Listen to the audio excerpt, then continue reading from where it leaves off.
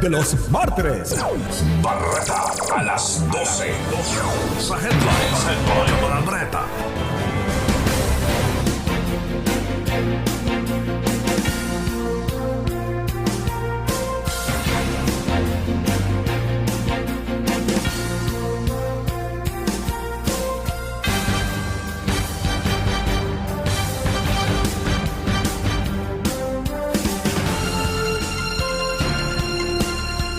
Diyos maray na udto aldaw nin Biyernes fit sa 30 kan na July. Sa mga headlines sa tod sa karambot kan Rice Coffee 14 in 1 plus 1. Dating Senador Trillanes isusumpa kan mga Bicolanong suportadores ni Vice President Leni Robredo. Barreta a las 12. Mga bados nag-fashion show sa San Fernando, Camarines Sur. Barreta a las 12. US Defense Secretary nagatubang gi Presidente Duterte pinagulayan ang kulog payo sa West Philippine Sea. Barreta a las 12. Okta research sa ugmaon sa pagkaag sa ACQ ka National Capital Region. Barreta a las 12. US President Joe Biden nakamati naning kaaditan sa Delta variant na kiuli na sa gabos na Amerikano na magpabarakuna na. Barreta a las 12. Sa Olympics, mga buksingerong Pilipino tunglay na. Nakakanamit na kaya ning kadaugan. Barreta a las 12. Yan ang mga headlines sa tod sa karambot kan Rice Coffee 14 in 1 plus 1. Sunrise ang sasalubong sa inyong umaga, pampasigla at pampasaya. Sabayan natin ang sunrise. Come on, get up and rise. Rise Coffee para sa kalusugan. Rise Coffee 14 in 1 plus 1.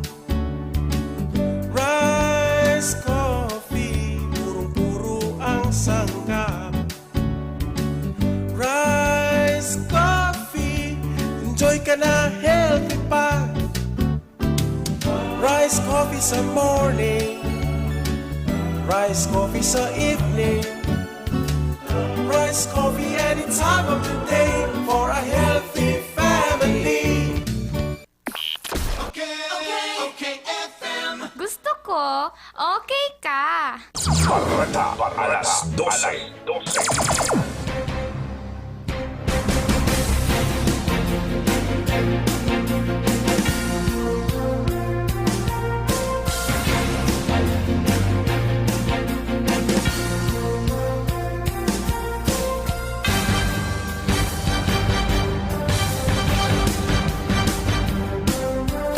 Ngunyan sa detalyes kan mga bareta, linalatub-latub ngunyan sa social media si dating Senador Antonio Trillanes asin pinagdeklarang persona non grata matapos tabugaon ni Trillanes si Vice President Leni Robredo na ayudaa ang mapawarakan Partido Liberal. Si Vice President Leni Robredo pinagsasautan ni Trillanes na nagigibo ning salungat sa prinsipyo kan Dilawan. Ninulita ini nakipag-ulay pala ning sekreto ki dating Senador Panfilo Lacson sirman ki Senador Gordon para magsararo ng porsa. Ang guto na maray si Trillanes tasuya siya ki Lacson. Ninulita si Lacson iyo nasa likod kan pagkakapreso niya Dilima. Ninulimang kay niya pigpara istorya pa ni Trillanes ang mga sa maluyad ang desisyon ni Vice President Leni Robredo na arog halimbawa kan mga nakaging bulan na sinda pinag-alok niya mag-ulay sinda para plano na ang dalagan kan Partido Liberal. An marawd laken ta pinagsimbag pa siya sa pagining text na demo na da magparaurulay ning tungkol sa politika ta maanggot ang Diyos.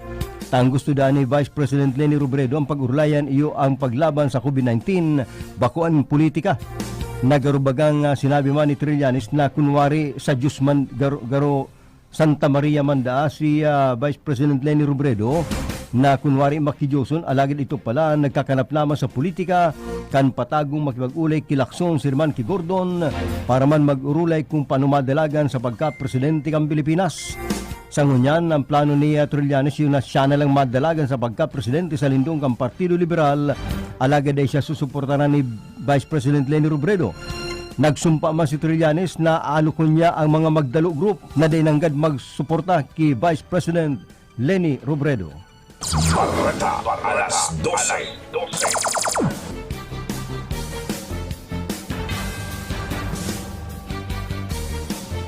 Mientras tanto ang mga alkalde man at mga political leaders sa Camarines Sur, dahil masubot maramang kung kirisain na masuportanin hulita may kanya-kanyang partidong madaralagan sa pagkalkalde at sumambisa-alkalde. Ang ulay-ulay man sa social media, iyon na din ang gad masusulido ni Vice President Leni Robredo, ang mga Bicolano ninhulit takadakul-dakul ng parti. Ang maralaog na sa Kabikulan na may kanya-kanyang dadaraw na kandidato sa pagka-presidente kan Pilipinas. Aro galimbawa na lang ni Sara Duterte na ang kaputlang mga lideres iyo ang mga andaya. Sinaman ang Salceda duman sa Albay kung kaya ini makampanya para kay Sara Duterte asin bakong kay Vice President Leni Robredo. Balota alas 12. Ngunyan bareta sa lado lokal, 46 anyos na nanay sa Kamaligan, arestado sa pagtulak ng droga. Ang detalye siya ang Kihil de la Cruz. Sa kamot kan mga otoridad partikular na municipal enforcement unit na PNP kan Banwaring Kamaligan Camarines Sur matapos na nasarong misis ang kuminagat sa paon sa kinasang drug by bust operation kan mga otoridad mga banang alas 2:40 ni paghapon kasurma sa barangay Marupit Kamaligan Camarines Sur. Ang grupo ni Police Senior Master Sergeant Antonio Gabriel ang chief ni Police Senior Master Sergeant Antonio Gabriel GCA ana chief kang intelligence unit kan sinambit na ipatura adaga sa gibon ning anti-illegal drug by bust operation sa pag-apprehension ana suspect na si Geraldine Ortega ay Ortiza 46 anyos sa may live-in partner residente kan barangay Marupit Kamaligan Camarines Sur na kusen ana sinambit ng babae an kaibanan sa inaapod na resumption list kan mga member kan PNP sa pagbariwas ning droga sa sinambit na banwaan na kusa sa iya ansarong pidasong heat-shield transparent plastic na may daog ning Shabu sa kan 500 peso nga binagyan money kan mga autoridad. Ang Mrs. Anyao nang unya nakitinay sa patura kan PNP formal naman ang pinag-preparar ang makakadigong dokumento sa pagsangat sa sayaning kaso. Sabi kan Mrs. na kaya nagigibo niya ang sinambitang aktibidad ang pagbariwas ng droga dalan tayo ani kinakasumpay sa pagbuhay kan sa iyang mga kaakian. Action Barita sa OKFM PBN TV5 iniman si Action Man Hil de la Cruz. Gusto ko okay ka. Balota alas 12. Okay, FM. Gusto ko, okay ka. Okay, FM. Gusto ko, okay ka. DMSQ Supermart. Ngunyan, mas pinadakula, mas pinagayon, pinakakompleto, asin, pinakabarato. Convenient talaga magbakal sa DMSQ Supermart. Tamayo ka nang hahanapon pa. All grocery items available pa more. Dai ka na maaabala, tamayong halabang linya. Kaya madyan na ka magabos, asin magsaot sa DMSQ Supermart. Garantisadong pinakabarato. DMSQ Supermart. Makukuha sa ground floor kan Master Square Department Store, J. Hernandez Avenue, Naga City. Ano ba yung mga bakot-bakot mo? Nagsaud ako pa din yung mga gamit sa negosyo kong bakery. Kaya lang, abang pagal maghanap. Uya baga ang Changson Multi-Trade. Kompleto digdi sa mga bakery products, plastic bags, kitchen, and baking utensils. Kung may mga handaan ka, igwasin na ng paper plates, styro plates, cups, straws, gift wraps and boxes, asin gabos na mga party needs. Digdi na lang lugod ako mabakal sa Chengson Multi-Trade. Tagarubaga barato digdi. Changson Multi-Trade, J. Hernandez Avenue, Naga City, with telephone number 054-881-9225 or 0917-580-0638. Catherine here. Paalala lang to always wash your hands with Lifebuoy. Pagkatapos kumain, pagka-receive ng package, after work, wash hands with Lifebuoy antibacterial soap. Let's be the solution plus sa COVID-19. Be Bawal walang mask at face shield. I. Isanitize ang kamay at iwasan ang kulob na lugar. D. Dumistansya ng 1 metro at limitahan ang pisikal na interaksyon sa iba. A. Alamin ang tamang impormasyon. Plus, suportahan ang FDA-approved na bakuna. BIDA Plus. Bida Solusyon Plus sa COVID-19. From its humble beginning, Naga Hope Christian School, the first accredited Christian school in the Bicol region, now attained Level 3 status, accredited by the Association of Christian Schools, Colleges, and Universities Accrediting Council Incorporated. Truly committed to excellence, dedicated to Christian nurture and service. Admission and enrollment for school year 2021-2022 is now going on to all newcomers and transferees for all levels. Preschool, elementary, junior high, and senior high school. Naga Hope Christian School offers free tuition fee for incoming grade 7 and grade 11 for school year 2021-2022 to continuously help our parents at this time of pandemic. Also offers a 5,000 pesos tuition fee discount voucher to all preschool and elementary pupils. Available now at the Registrar's Office. Accept students without Chinese background. For more information, contact us at 811-6101 or 0919-469-6477. Email us at nhcs.registrar@gmail.com. Naga Hope Christian School, located along Pangaliban Drive, Naga City, in front of Super Metro Mall. Naga Hope Christian School. Quality education for life. Ang isinasali na dugo sa tao ay isang lunas na hindi maaaring likhain mula sa mga artipisyal na bagay. Ito ay nanggagaling sa mga taong may mabubuting puso, mga bagong bayani na kusang loob na nagbibigay ng sariling dugo upang makasagip ng isang buhay. Makiisa sa Dugoyanihan sulong sa pagtulong ng dugong Pilipino. Makipag-ugnayan sa pinakamalapit na health center sa inyong lugar para sa schedule ng Mobile Blood Donation Drive. Isang paalala mula sa Department of Health Bicol Center for Health Development. Sabay sa pagbabago kan panahon, pinagkakatiwalaan sa pagpapaabot kan mga bareta asin impormasyon, totoong balansyado, mga komentaryong susog sa tamang rason, tugtugan na swak sa kada henerasyon, kumpleto sa rikados, mayo ka ng hahanapon, broadcasting live from PBN Center. Ini ang OKFM Naga. Member KBP. Oras hatod sa kanambot kang Cabral Bicolandia Supermart DMSQ Sirmangang Orinal na Master Square. 5 minutos makagyang alas 12. Barata alas 12.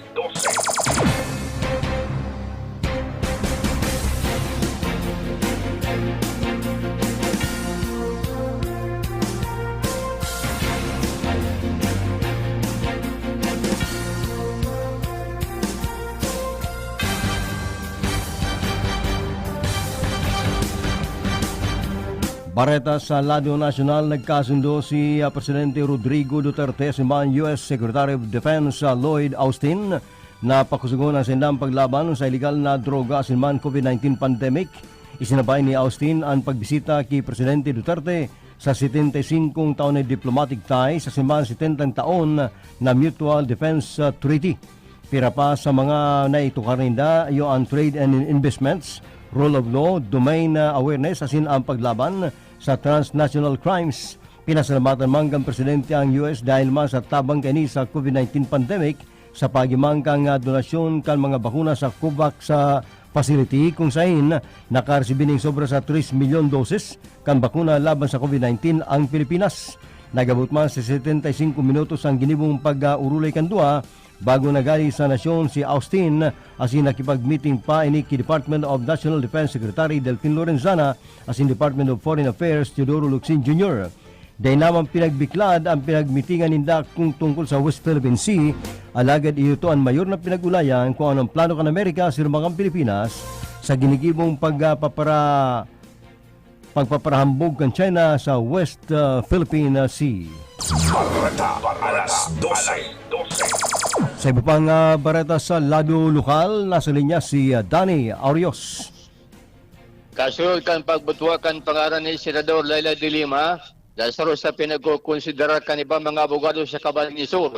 Dapat iyon isabat kan Partido Liberal bilang kandidatong gobernador kontra kay Luigi Villaforte sa eleksyon sa Mayo 9 noong taon na. Nakatala na po ito ni Vice Presidente Leni Robredo, ana senadora na tubong siyudad din Iriga konbokasya na magdalagan sa kargong gobernador sa Camarines Sur. Matapos maraman sa nagkapir mga abogado ang nagrekomenda na pwedeng ilaban kan LP sa probinsya. Mantang tubong siyudad din Iriga, sinabi pa na bilang taga Iriga kalipigado magparehistro sa Comalika sa September 30. Como butante asin magkandidato lokal sa mabot na perilyan. Igalimbawa ninda na nangyari ini kay Senador Antonio Trillanes III, nagkandidatong senador mientras na yaon sa Laog Kansilda, kana Philippine National Police, asing kadipuntong dating Senador Ninoy Aquino, kampanahon kang Marcelo. Pasil ang pagkampanya ulit pandemya, pwede sa social media, asin man virtual. Bikulan ng senadora, nag-ano siya na kaya kansayang inot ambisyon na magre-eleksyon. Alagad pwede pang kaulayon, takalig kung interesado sa kanibang grupo na magdalagan digdi sa probinsya ng Camarines Sur.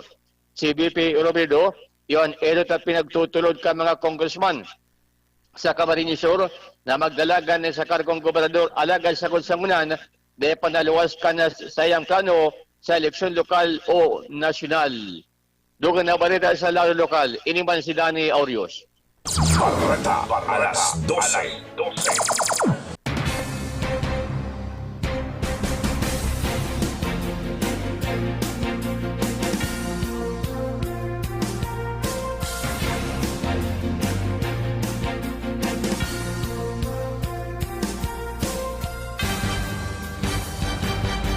Sa iba pang bareta sa lado nasyonal, naglansar ng manhunt operations ang Philippine National Police laban sa communist terrorist group na nasa likod sa pananambang sa kunboy kang PNP kay banan ang pirang health workers sa Samar na pasiring kutanasa at Tacloban para mag-pick up kang COVID-19 na baksin.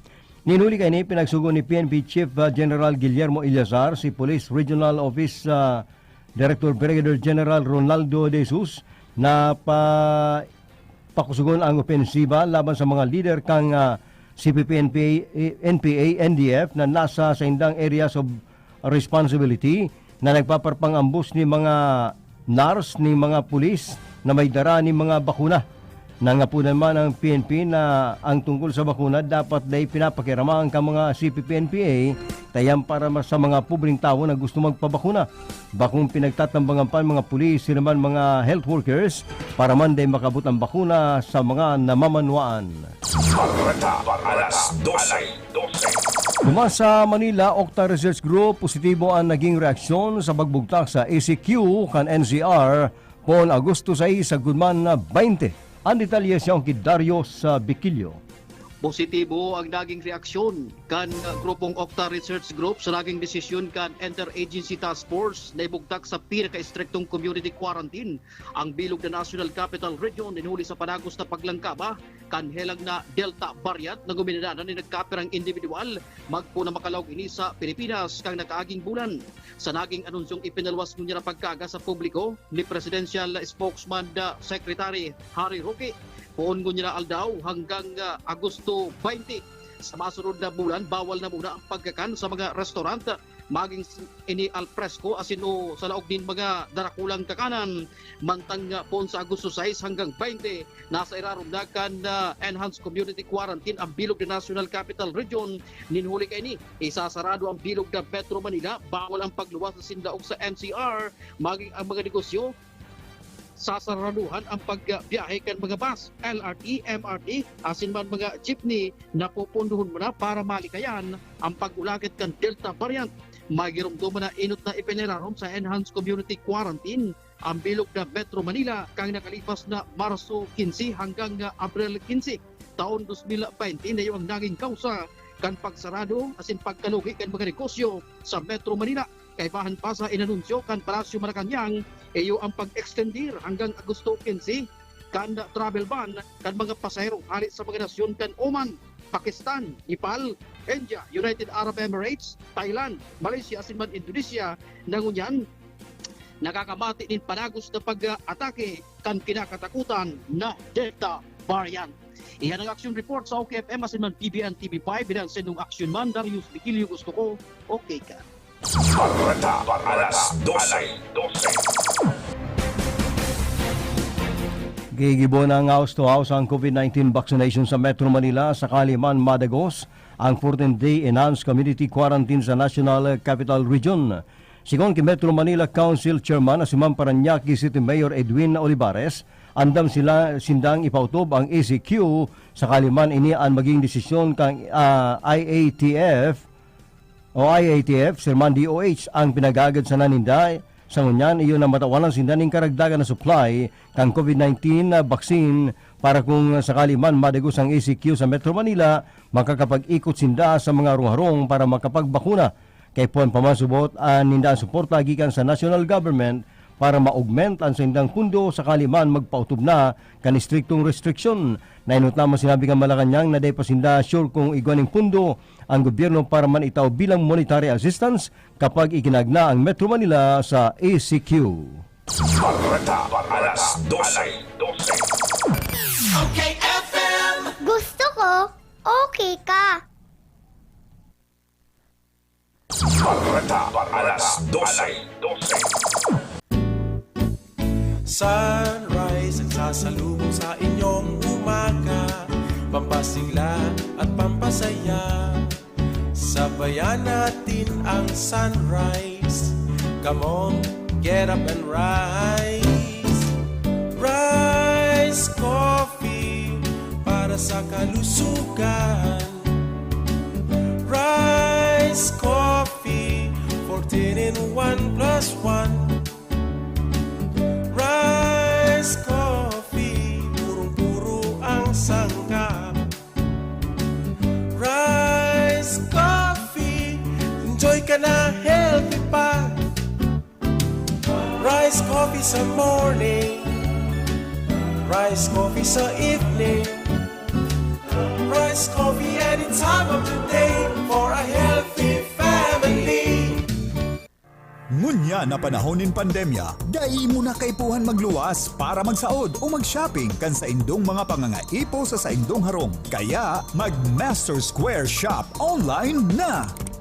I-type sana ang www.mastersquare.ph asin i-click ang menu sa walang parte para sa pagpili kan mga gusto mong produkto. I-add ang item sa cart asin pilio ng option na delivery or pick up at store. Halaton ang samuyang text message kung ang sa imong sinaudan ready for pick up na or delivery. Kaya mag-shop online na sa Master Square, J. Hernandez Avenue, Naga City. Santon Plus Herbal Capsule. Marieta Villanueva. Thank you sa Santon Plus. Gumanda yung pakiramdam ko at saka hindi na sumasakit katawan ko dahil sa UTI. Tinake ko siya 2 times a day. Good for 1 week. Hindi na sumasakit yung gilid ko. Mag Santon Plus Herbal Capsule na. Mabibili sa mga butika. Santon Plus Herbal Capsule. Arlon Retail. Kalimbahan mga tuwakla. Sinubukan ko yung Santon Plus kasi may bukol malapit sa disposal weight. Sinubukan ko yung Santon Plus. Ay yung bukol nga sa puwitan ko mga piso siguro. Kasi ngayon gumaling po. Kayo rin mag Santon Plus Herbal Capsule na. Mabibili sa mga butika. Mula na naman sa Rice Brand, narito ang pinakabago, pinakamagaling, Rise Extreme Herbal Juice. Ang juice na punong-puno ng sustansya. Very affordable pa. 25 na sari-saring prutas at herbal extracts na siniksik sa isang inumin para makatulong magpalakas ng ating katawan. Spirulina, barley grass, buwa mera, aloe vera extract, guyabano, grape seed, acai berry extract, dragon fruit, mangosteen at iba pang bigating ingredients. 25 fruits and herbs lahat-lahat ang laman ng Rise Extreme Herbal Juice. Kaya kung magjujuice ka rin lang naman, dito ka na sa Rise Extreme Herbal Juice. Tamang-tama ang lasa. Kitang-kita ang bisa. Rise Extreme Herbal Juice. Subukan na. Mabibili sa mga butika, pharmacy at drugstore sa inyong lugar. Okay, FM. Gusto ko, okay ka. Barata, alas 12.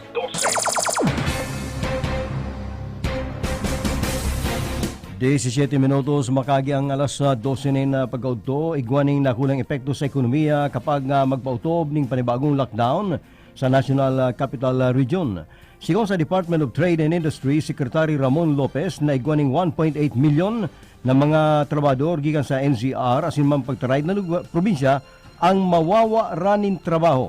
Dagdag pa kan sekretaryo na ini andaylan kaya inapurbaran ni Presidente Rodrigo Duterte ang rekomendasyon kang IATF na imantinir ang NCR sa general community with heightened restrictions. Dahil na makakayanan kang ekonomiya ang makigupaning hard lockdown dahil man kang inot na ipautubini kan Marso, igwaning 30 bilyon pesos na sildo ang nawara. Paliwanag pa ni Lopez na magkakigwaning igot na pagtiripon ang mga eksperto bago ipautob ang nasabi ng quarantine restrictions. Balita alas 12.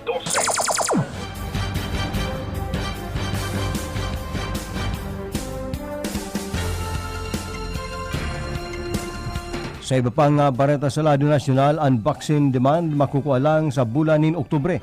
Sigon kay Vaccine Czar Secretary Carlito Galvez, maski nga niya ang kaipuan ngunyang bulan-bulan, iyon 25 milyon na doses. Alagad sa presente kulang pambakuna para man buksana para man sa A1 abot man A5. Ang priority A1 iyan para sa health workers sa sinuman ang immediate family. Mantang ang A2 iyon mga senior citizens, asin man ang A3, yuman ang OFW, ang people with health risks and comorbidities. Ang A4, iyon economic frontliners, yuman A5, iyon mga pobreng mga namamanuan. Balita alas 12. City Hall nagtaong atang kasubago sa mga PWD Kanaga. Ang detalye siyang kay Jeff Pasubilyo. Katagod kan selebrasyon ngunya na bulan kan PWD month an City Hall kan sunod Kanaga nagtaon ni na atang kasubago sa mga PWD gikan sa 27 barangay kan syudad. Kabilugan na abuton 4,500 na mga food packs an ipigpanaw kan City Hall sa mga PWD tanganing makataw man ni na ayuda sa sendang kamuruktakan sa ngunyan na nagtitirios asin na dipisilan pag hiro pinulikan na pandemya lalong dipisilan na paghiro para senda urog nata sinda igwanin mga kadinan sa mga hawak kapwera ka na 4,500 na mga regular na PWD igwa pa ni na dugang na 325 na susog sa impormasyon asin record kan City Hall ang mga ini sa unyan klasipikado bilang mga bedridden. Parte ini kan lagos na pagkaong ayuda kan City Hall sa mga PWD kan syudad susugman mismo sa lagi mga pahayag sa bagong pag-aga ni PJ Barosa kan PWD's office PDAW kan syudad kan Naga. Uyang parte kan sa mga pahayag. So ngayon po ma-conducer kita katong culminating activity. Kung saan po 4,500 na food packs ang sa tuyang ipapanao para sa mga PWD kang Naga. As in, igwa po kitang 325 na bedridden sa tatawanan man ning suway na food assistant. Ini po basado sa pigpasar na ordinansa na inapod ng PWD Code kung saan kita pasana ang igwa sa interong Pilipinas. Partihan ka na mga payag kasubago ni PJ Barosa kan PDAW sa siyudad kan Naga. Mientras tantong sa kaparehong entrevista, sinabi ni Barosa na sa kaputan mapalapit kung babakuna asin kuna rin gigibon ang pagbakuna sa mga bedridden sa laugan na siyudad kan Naga. Sinabi kayo ni na yan palagos pang i-evaluaron asin dalan sa manibibang mga barangay asin mabilog ni na mobile team na mataunin na bakuna sa mga bedridden pero personal na haharaputon sa laukan sa endang marong ang bedridden pati ang sa endang pamilya kung baga tugot o dai na ang mga ini matudukan kan bakuna laban sa COVID-19. Yan ang dugang na bareta sa lado lokal para sa Bareta alas 12. Kan aksyon o KFM kasi na PBN TV5. Ini po ang sandong action man Jeff Pasubilyo. Gusto ko okay ka. Alas 12. Bareta sa lado international, padagos ang pangapunan ni US President Joe Biden sa sayang mga namamanuan na magpabarakuna. Sinabi kanina ang pagkakigwaning kalayaan na may kaakibat na responsibilidad kaya dapat magpabakuna para maprutiran bakusanaan sa diri imbes pati ng pamilya simanan ng interong Amerika. Pira sa mga insentibo na pinag-proponer kini para maingkaminar na magpabakuna ang mga Amerikano yung pagkakigwa ng paid leave sa mga empleyado na magpapabakuna asin ang pagtataw ng $100 para sa magpapabakuna. Plano man kay na dapat mabakuna na ang mga maestro-maestra para dagusan ng mabuksan ang mga eskwelahan. Magigurumduman pinagproponer kan Amerika kan US Center for Disease ang kontrol ang pagsusulot liwat ng face mask huliman sa paglangkaw kan Delta variant duman sa Amerika. Bareta alas 12. Sarong-harong sa bulan na pinagibong kasino, sinakyada, tulong misis, dakop na nagsusugal. Ang detalye sa kay Carlo Baldosa. Sinakyada kan mga otoridad ang sarong residensya sa Bula Camarines suro sa impormasyon na ginilibuda ining kasino sa operasyon. Tulong misis ang naabutan kan mga operatiba na kakarawat ng sugal na poker. Ginito ang mga ingat tindaan na Leo Sebio, asin si Arlinda Iloreta, para yung 55 anyos at sinang 26 anyos na si Janet Audan, kabos sa 20 kan barangay San Roque, Bula, Camarines Sur. Sa katahawan kan pang-inventaryo kan mga otoridad, sa mga nako ang gambling para Fernalias, saro pang misis, ang bigla na sa mga liwas, aparador, na naguhunat na kahali na mga ini. Kung kaya ibinali pa ini sa mga pigpusasan kan mga polis, asin binistriling si Rosemary Rip, 28 anyos na pa rin barangay. Napanuking kaugmahan ang nasabi ng operasyon kan Bula PNP, huli kan pangyayari. Mahampang ang mga misis na ini, sa kasong pagbawilar sa illegal gambling law. Action report sa Bareta alas 12. Okay, sa TV and TV5. Ako si Action Man Carlo Baldosa. Gusto ko, okay ka. Bareta alas 12.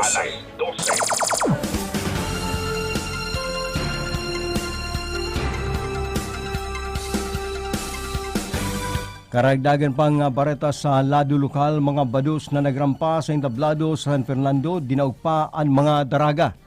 Aramon tada kung nasa linya na si Ernie Marfil.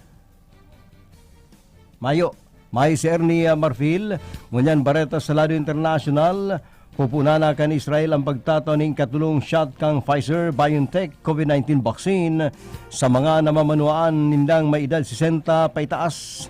Ang Israel ang siyong pinakainot na nasyon na nagturudok ng ikatulong COVID-19 vaccine sa interong kinaban. Pwede sanang matudukan ng booster shot anigwa ng second dose na sobrana ng 5 bulan.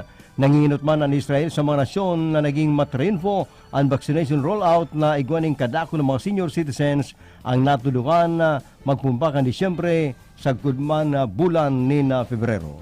Bareta alas 12. Yan ang mga preskong bareta sa Bareta alas 12 na kaibanan sa pagbabareta duman sa Metro Manila si Darius Biquillo.